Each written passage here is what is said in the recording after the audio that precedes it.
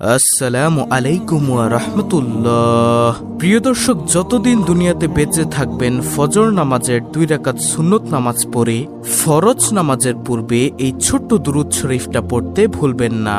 কারণ এই দুরূদ শরীফটা যে ব্যক্তি পড়বে দুনিয়ার সমস্ত অভাব অনটনকে আল্লাহ রাব্বুল আলামিন তার পরিবার সংসার থেকে দূর করে দিবেন। যত টাকা ঋণগ্রস্ত আছে সব পরিশোধ করার ব্যবস্থা করে দিবেন। পরিবারের সংসারে প্রচুর রিজিকের মধ্যে বরকত দিবেন। সুখ শান্তি আল্লাহ রাব্বুল আলামিন তার ঘরের মধ্যে দিয়ে দিবেন। আপনাদের দুঃখ কষ্ট পেরেশানির যন্ত্রণা সবকিছুকে আল্লাহ রাব্বুল আলামিন দূর করে দিবেন ইনশাআল্লাহ এই দুরূদের আমল করার মাধ্যমে। আপনাদের পরিবার সংসারে ইনকামের মধ্যে যে বাধা আছে, যে কালো জাদু আছে, ব্ল্যাক ম্যাজিক কুফরি কালাম করছে আপনাদের শত্রুরা, এই শত্রুদের কুফরি কালাম ব্ল্যাক ম্যাজিক পর্যন্ত কেটে যাবে এই ছোট্ট দুরূদ শরীফের আমলটি করলে ইনশাআল্লাহ। এই ছোট্ট দুরূদ শরীফটি ইমাম শাফি রহমাতুল্লাহি আলাইহি সব সময় পাঠ করতেন। এই ছোট্ট দুরূদ শরীফটি খুবই শক্তিশালী পাওয়ারফুল দুরূদ শরীফ। ফজরের নামাজের 2 রাকাত সুন্নত নামাজ পড়ে মাত্র 11 বার এই ছোট্ট দুরূদ শরীফটি পড়তে হয়। প্রিয় দর্শক, আমি স্ক্রিনের মধ্যে সুন্দর করে বাংলাতে দিয়ে দিব ইনশাআল্লাহ। আপনারা সহি শুদ্ধভাবে শিখে মুখস্থ করে নেবেন। দর্শক, জীবনে তো কত ভিডিও দেখেছেন, আজকের এই ভিডিওটি দেখে ছোট এই দুরূদ শরীফটি শিখুন ইনশাআল্লাহ। যতদিন পৃথিবীর মধ্যে বেঁচে থাকবেন রিজিকের অভাব হবে না, অভাব অনটন থাকবে না ইনশাআল্লাহ। আল্লাহু আকবার। আপনি দুনিয়ার মধ্যেও শান্তি পাবেন, অভাব অনটন আল্লাহ দূর করে দিবেন। নবীজির রওজা পাকে সঙ্গে সঙ্গে আপনার দুরূদের হাদিয়াটা পৌঁছে যাবে। নবীজি সাল্লাল্লাহু আলাইহি ওয়াসাল্লাম আল্লাহর কাছে আপনার জন্য দোয়া করে দিবেন এই দুরূদ শরীফটা পাঠ করলে। আল্লাহর কাছে রহমতের দোয়া করবেন, বরকতের দোয়া করবেন নবীজি সাল্লাল্লাহু আলাইহি ওয়াসাল্লাম। আর নবীজির দোয়া তো আর মিস হতে পারে না। আল্লাহর নবী সাল্লাল্লাহু আলাইহি ওয়াসাল্লাম যেই দোয়া আল্লাহর কাছে করবে সেই দোয়াই সঙ্গে সঙ্গে কবুল ও মঞ্জুর হয়ে যাবে। আল্লাহু আকবার। তাহলে প্রিয় দর্শক, অনুরোধ করব আপনারা মনোযোগ সহকারে এই ভিডিওটি দেখুন এবং দুরূদ শরীফের আমলটা শিখবেন। যখনই সুযোগ পাবেন, সময় থাকবে, বসে বসে 11 বার শুধু ফজরের নামাজের সুন্নত নামাজটা পড়ে শুধু দুরূদ শরীফটা পাঠ করবেন। তো এখন কথা হলো, দুরূদ শরীফ পাঠ করবেন কি জন্য? মনের মধ্যে একটা ফজিলত জানতে পারলে পড়ার আগ্রহ জাগবে। তাই প্রিয় দর্শক, ছোট্ট একটি ঘটনা আমি আপনাদেরকে বলবো। দুরূদ শরীফের যে কি ফজিলত, দুরূদ শরীফের যে কি পাওয়ার, তারপরে আমি আপনাদেরকে স্ক্রিনের মধ্যে বাংলাতে দুরূদ শরীফটা লিখে দিব। ছোট্ট এই দুরূদ শরীফটা আপনাকে শিখিয়ে দিব ইনশাআল্লাহ। আল্লামা শিবলি রহমাতুল্লাহি আলাইহি আলেম ছিলেন, বুজুর্গ ছিলেন। একজন বালক যুবক হজের মধ্যে গিয়ে তিনি সব জায়গার মধ্যে শুধু দুরূদ শরীফ পড়ছেন। হযরত নুমান শিবলি রহমাতুল্লাহি আলাইহি তিনি বলল, হে বালক, তুমি সব জায়গার মধ্যে শুধু দুরূদ শরীফ পড়ছো, হজের মধ্যে তো অন্যান্য দোয়াগুলো আছে, তুমি কি সেই দোয়াগুলো পারো না? সে বালক বলল, হুজুর, আমি সব দোয়া পারি, তারপরও আমি শুধু দুরূদ শরীফ পড়ি। হুজুর বলল, কেন বালক, আমাকে বলো। তখন সেই বালকটি বলল, হুজুর, আপনি তো জামানার সবচেয়ে বড় আলেম এবং ভালো লোক, এর জন্যই আপনার কাছেই বলছি। আমি দুরূদ শরীফের যে পাওয়ার, যে শক্তি দেখেছি, অন্য কোনো কিছুর মধ্যে আমি এত শক্তি, এত পাওয়ার দেখিনি। তখন সেই বালকটিকে হুজুর বলল, আচ্ছা বলো তো দেখি, দুরূদ শরীফের মধ্যে তুমি কেমন শক্তি, কেমন পাওয়ার দেখেছ? তিনি বলল, অর্থাৎ সে বালকটি বলল, আমার বাবার সঙ্গে আমি হজের মৌসুমের সময় কাফেলার সঙ্গে আমরা হজ করতে আসতেছিলাম। আসার সময় পথিমধ্যে আমার বাবা হঠাৎ অসুস্থ হয়ে গেল। অসুস্থ হয়ে যাওয়ার পর আমাদের যাত্রা বিরতি করলো। সেখানে আমরা অবস্থান করলাম। আমার বাবার অসুস্থতা দিনের দিন এবং সময়ের সময় বাড়তেই আছে। এজন্য আমাদের কাফেলার মধ্যে আমাদের সঙ্গে যারা ছিল এক দলের মধ্যে তারা বলল, হে বালক, তুমি তোমার আব্বুর খেদমত করো, তারপর তুমি রাস্তা দিয়ে চলে এসো।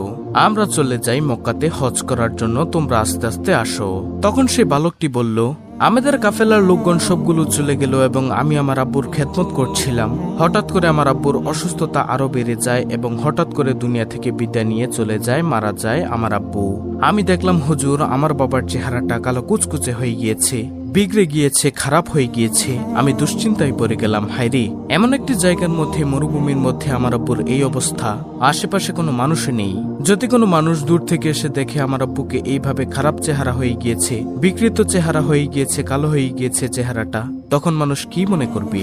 তখন তিনি অর্থাৎ বালকটি কান্না করতে করতে বাবার চেহারার মধ্যে কাপড়টা দিয়ে ঘুরে কান্না করতে করতে সেই জায়গার মধ্যেই মনের অজান্তে ঘুমিয়ে গেছে। তিনি বললেন, অর্থাৎ বালকটি বলল, আমি ঘুমের মধ্যে দেখলাম একজন সাদা জুব্বা পাগড়ি পরা লোক আমার আব্বুর কাছে আসলো। আসার পর আমার আব্বুর কাপড়টা মুখ থেকে সরালো। সরানোর পরে আমার আব্বু আব্বুর বিকৃত চেহারাটা, খারাপ কালো চেহারাটা, তিনি তার মধ্যে হাতটাকে মুছে দিলেন, হাতটাকে বুলিয়ে দিলেন। মুছে দেওয়ার সঙ্গে সঙ্গে আমার আব্বার চেহারাটা নূরে নূরান্বিত হয়ে গেল, সুন্দর হয়ে গেল, চোখ ঝলমল করতেছিল। তখন আমি স্বপ্নের মধ্যেই বললাম, আপনি কে? তিনি চলে যাচ্ছিলেন। আমি পিছনের দিক দিয়ে বললাম, আপনি কে বলে যান, না হয় আমি আপনাকে ছাড়বো না।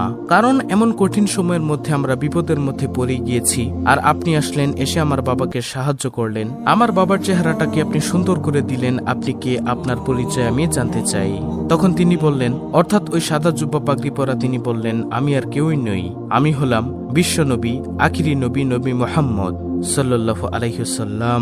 তখন সেই বালকটি স্বপ্নের মধ্যেই বলছেন, আপনি কেন এসেছেন ইয়া রাসূলুল্লাহ সাল্লাল্লাহু আলাইহি ওয়াসাল্লাম? আপনি নিজে চলে এসেছেন কেন? আল্লাহ রাসূল সাল্লাল্লাহু আলাইহি ওয়াসাল্লাম তখন বললেন, তোমার বাবা দৈনিক দিনে 100 বার দুরূদ শরীফ পড়ে, রাতে 100 বার দুরূদ শরীফ পড়ে। আজকের দিনেরটা আমি পেয়েছি, কিন্তু রাতেরটা পাই না। ফেরেশতাদেরকে জিজ্ঞাসা করলাম, ফেরেশতারা তখন বলল, আপনার সেই আশেক, আপনার ভক্ত যে দুরূদ শরীফ পাঠ করে, আপনার সেই উম্মত, সে তো খুব বিপদের মধ্যে আছে, দুনিয়ার মধ্যে ভালো আমল করে না, এজন্য চেহারাটা পাল্টে গিয়েছে, বিগড়ে গিয়েছে, এজন্য রাতের দুরূদটা সে পাঠাতে পারিনি। এটা নবীজিকে ফেরেশতারা বলেছেন। তখন নবীজি বলেন, এজন্য আপনার আব্বু বিপদের মধ্যে পড়ে গিয়েছে, আমলও তেমন ভালো ছিল না, তারপরও দুরূদ শরীফ পড়তে কখনো ভুলেনি, এবং রাতের দুরূদটা সে পাঠাতে পারেনি। তার জন্য আমি রওজা থেকে চলে এসেছি, আমার প্রিয়কে, আমার আশেককে উপকার করার জন্য, সাহায্য সহযোগিতা করার জন্য। তারপরে এটা বলে আল্লাহ রাসূল সাল্লাল্লাহু আলাইহি ওয়াসাল্লাম চলে গেলেন। এরপর সেই যুবক বলল যে, হুজুর, এরপর থেকে আমি বুঝতে পারলাম দুরূদের মধ্যে যে কি ফজিলত, কি বরকত। এরপর থেকে আমি দুরূদ শরীফ পাঠ করি। সুবহানাল্লাহ। প্রিয় দর্শক, তাহলে আপনারা বুঝতে পারছেন দুরূদ শরীফের কত ফজিলত। যত বেশি দুরূদ শরীফ পড়তে পারেন আপনি ততই ফজিলত। দর্শক, সেই দুরূদটি আমি স্ক্রিনের মধ্যে দিয়ে দিচ্ছি, তার আগে নিয়মটি শুনুন। পড়ার নিয়মটি হচ্ছে, ফজরের নামাজের আজান যখন দিবে একটু আগে উঠে যাবেন, আজান দিলে সঙ্গে সঙ্গে উঠে ওযু করবেন, সুন্দর করে ওযু করে 2 রাকাত সুন্নত নামাজ আদায় করবেন। আদায় করার পর ফরজ নামাজের আগে এই দুরূদটি 11 বার পাঠ করবেন। আর সেই ছোট্ট দুরূদ শরীফটি হলো, আল্লাহুম্মা সাল্লি আলা মুহাম্মদ কুল্লামা যাকারহুজ যাকিরুন ওয়া কুল্লামা গাফালা আন যিকরিহিল গাফিলুন। প্রিয় দর্শক, আমি আবার বলছি, ভালো করে শুনুন, স্ক্রিনশট নিয়ে নিন।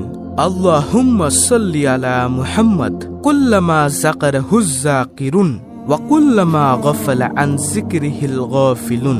এটি হলো সেই ছোট্ট দুরূদটি, খুবই পাওয়ারফুল একটি দুরূদ। যেভাবে নিয়মটি বলে দিয়েছি আপনারা সেভাবে প্রতিদিন আমলটি করবেন। তারপরে মুনাজাত ধরবেন, মুনাজাতের মধ্যে আপনার সকল চাওয়া পাওয়াগুলো মুনাজাতের মধ্যে তুলে ধরবেন।